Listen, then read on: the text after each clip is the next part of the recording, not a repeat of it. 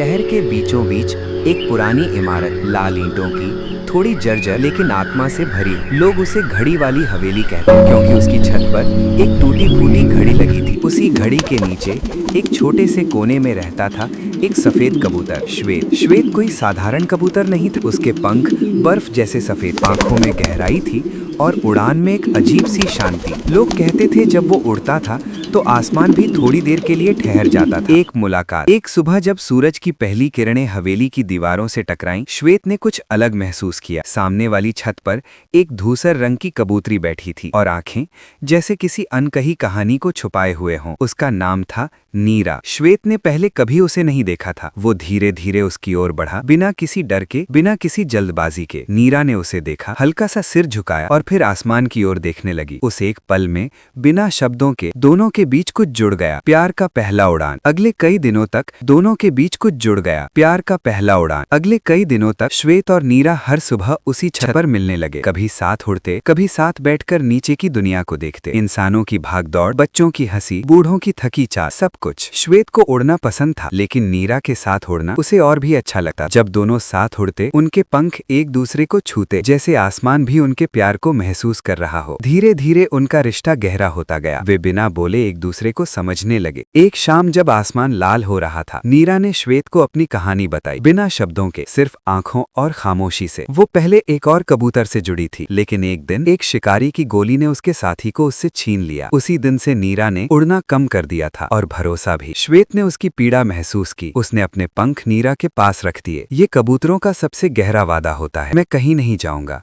जैसे उसने कह दिया हो। इंसानों की दुनिया। उसी हवेली में नीचे एक छोटा लड़का रहता था, आरव। आरव अक्सर छत पर आता और श्वेत व नीरा को देखता। वो समझता नहीं था कि ये दो कबूतर इतने अलग क्यों हैं, लेकिन उसे लगता था कि इनके बीच कुछ खास है। एक दिन आरव ने देखा कि कुछ बच्चे पत्थर मारकर कबूतरों को उड़ाने की कोशिश कर रहे हैं। श्वेत ने नीरा को अपने पीछे कर लिया और दोनों तेजी से उड़ गए, लेकिन नीरा का पंख थोड़ा जख्मी हो गया। श्वेत उसे लेकर दूर एक पुराने मंदिर की छत पर गया। पूरी रात वो उसके पास बैठा रहा, पंख फैलाकर उसे ठंड से बचाता रहा। प्यार की परीक्षा। नीला का पंख ठीक होने में कई दिन लगे। वो उड़ नहीं सकती थी। श्वेत रोज दूर दूर से दाने लाता, पानी लाता, कभी अकेले उड़ता, लेकिन लौटकर हमेशा उसी जगह आता। कई कबूतर आए गए, कुछ ने श्वेत को नए झुंड में बुलाया, लेकिन श्वेत ने मना कर दिया। उसके लिए अब दुनिया नीरा तक सिमट चुकी थी। एक दिन तेज आंधी आई। हवेली की छत पर बैठना मुश्किल हो गया। बारिश, बिजली और हवा ने पूरे शहर को हिला दिया। आंधी के बीच घड़ी वाली हवेली की पुरानी दीवार का एक हिस्सा गिर गया। नीरा लगभग गिरने ही वाली थी, लेकिन श्वेत ने आखिरी पल में उसे थाम लिया। उस रात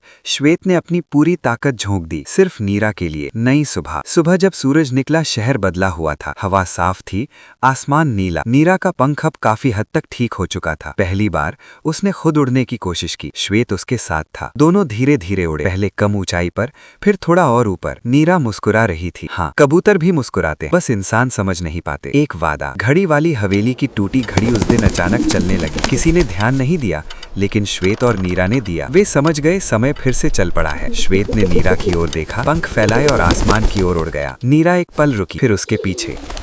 अब वे साथ थे, डर के बिना, अतीत के बिना। अंत नहीं, शुरुआत। कई साल बाद आरव बड़ा हो गया, हवेली टूट गई, नई इमारत बन गई, लेकिन हर सुबह वो दो कबूतरों को आसमान में साथ उड़ते देखता, सफेद और धूसर। लोग कहते थे अगर सच्चा प्यार देखना हो तो उन कबूतरों को देखो, क्योंकि प्यार सिर्फ इंसानों की कहानी नहीं होती। कभी कभी वो सफेद पंखों में उड़ता है और आसमान में हमेशा के लिए अपना घर बना लेता है।